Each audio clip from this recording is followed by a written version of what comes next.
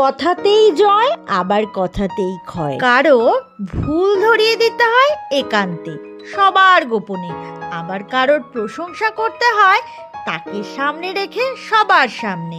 কারোর প্রশংসা করাও কিন্তু একটা মহৎ গুণ, যা সেই মানুষটার স্বভাব আর আচরণকে নিমেষেই পরিবর্তন করতে পারে। তোমরাও তো আমার রেসিপিগুলো দেখার পর কমেন্টের মাধ্যমে প্রশংসা করতে পারো। আমার আজকের রেসিপি লুচির পায়েস। খুব বেশি সময় লাগবে না, কিন্তু ঠান্ডা করে খেলে দারুণ লাগবে। 2 কাপ ময়দা নিয়েছি, তাতে নুন আর তেল দিয়ে লুচির মতো করে মেখে রেস্টে রাখবো। এখানে আমি ঘি দিইনি, তেল দিয়েছি, তোমরা চাইলে ঘিও দিতে পারো। মিক্সিতে কাজু আর চিনি গুঁড়ো করে নেব, আর গুঁড়ো করে নিয়ে একটা বাটিতে নিয়ে নেব। এবার ময়দা মাখা থেকে ছোট ছোট করে লেচি কেটে তার মধ্যে কাজু আর চিনির পুর ভরে নেব। সব কটাতে পুর ভরার পরেও এতটুকু বেঁচে রইল।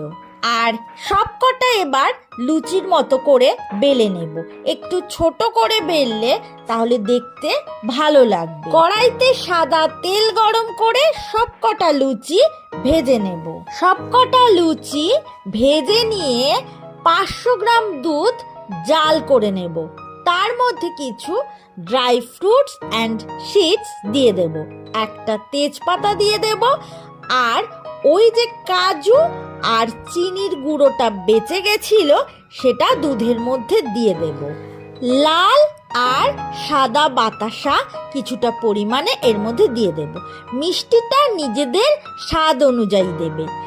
আর দিয়ে দেব এই যে আদার টুকরো, এটা রস করে নিয়ে এর মধ্যে দিয়ে দেব। সেটা কিন্তু লুচি দেওয়ার পরেই দেব। সব কটা লুচি এর মধ্যে দিয়ে দিলাম। তারপর ফ্লেভারের জন্য এই আদার রস দিয়ে দেব আর 1 চামচ ঘি দিয়ে দেব। আর সবশেষে গুঁড়ো দুধ এর মধ্যে ছড়িয়ে দেব। ব্যাস, তাহলেই রেডি। 2 ঘন্টা রেখে তারপরে খেতে হবে। চাইলে ফ্রিজে রেখেও বেশ ঠান্ডা ঠান্ডা করেও খাওয়া যেতে পারে। রেসিপি ভালো লাগলে লাইক, শেয়ার, কমেন্ট করে দিও।